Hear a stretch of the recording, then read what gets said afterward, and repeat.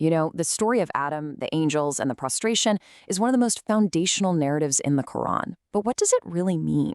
Today, we're going to conduct a deep, forensic examination of this pivotal event, drawing from the rich commentary of Ayatollah Javadi Amoli to unpack every layer of meaning. So, here's our roadmap. We're going to start with the verse that kicks everything off. Then we'll explore the incredible concept of God's caliph. From there, we'll look at Satan's role, analyze some key divine attributes, and then we'll tackle the big theological questions about the prostration itself. Let's get into it. Okay, let's start right at the beginning. We need to look at the foundational verse that really sets this entire cosmic drama in motion. Understanding this single moment is the key to unlocking everything that comes after. Now, this verse, it gets right to the heart of Satan's deception. But, and this is crucial, to really understand what's happening here, we have to rewind. The story doesn't start with the deception. It starts with the divine command given to the angels concerning Adam. That's where it all begins.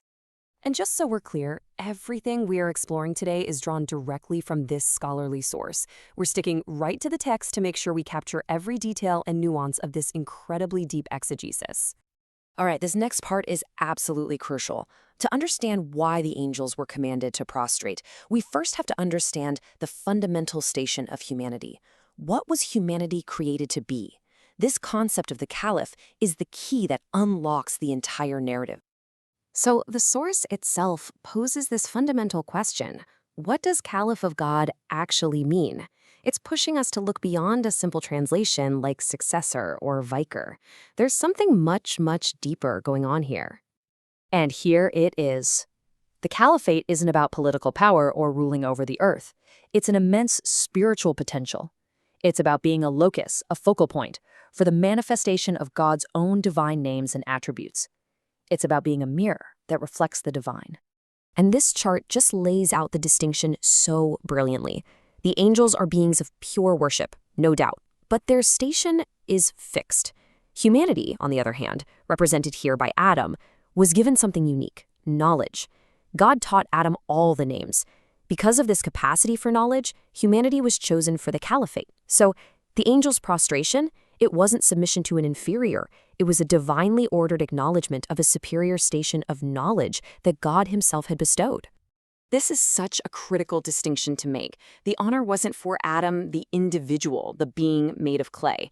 It was for the maqam al-insaniyah, the incredible station and potential inherent in all of humanity, which he, as the first, embodied.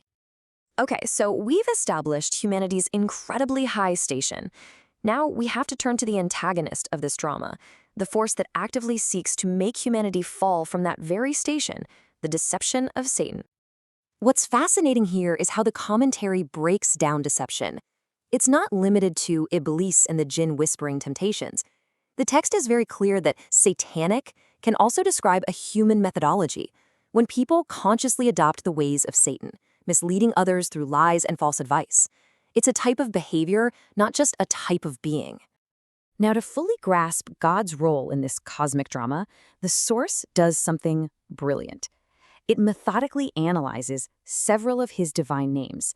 Each one gives us another piece of the puzzle, revealing the nature of his power, wisdom, and justice. The analysis begins here, establishing God's absolute sovereignty. As the best of providers, he's the one and only ultimate source of everything we need to exist, both physically and spiritually.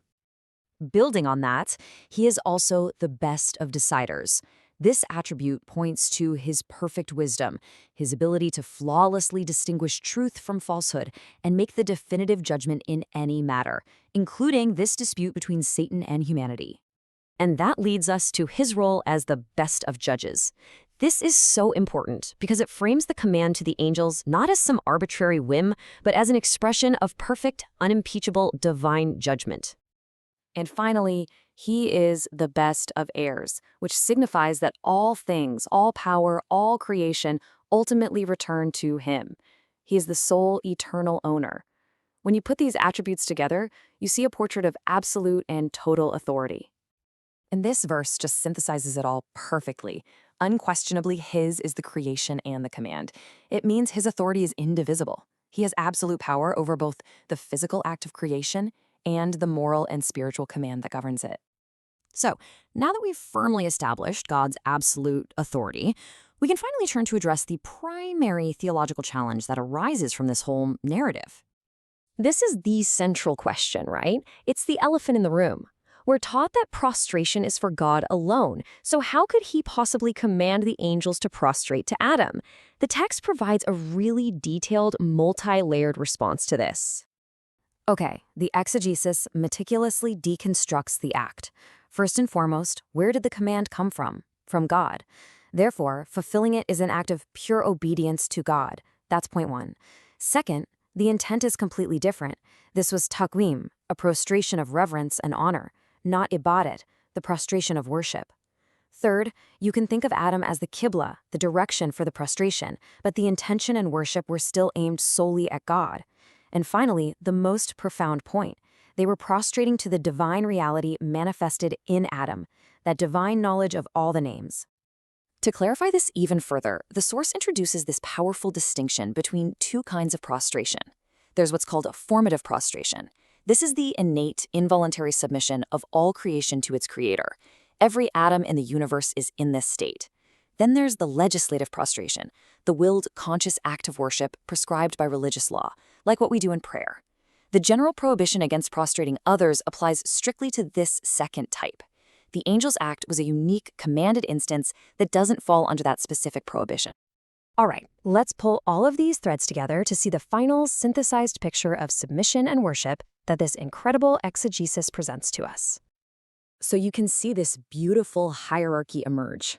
At the base, you have the universal submission of all creation. On top of that, you have the specific legislated worship God commands us to perform. But the prostration to Adam, that was a unique third category. It was a specific command where obedience itself was the ultimate test of faith in God's authority. It didn't contradict monotheism, it powerfully reinforced it. So here's the bottom line.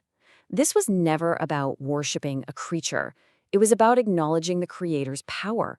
The angels weren't bowing down to clay, they were honoring the Creator's awesome ability to place his own divine knowledge within that clay. And this brings us to our final thought. This story isn't just a historical account of something that happened long ago.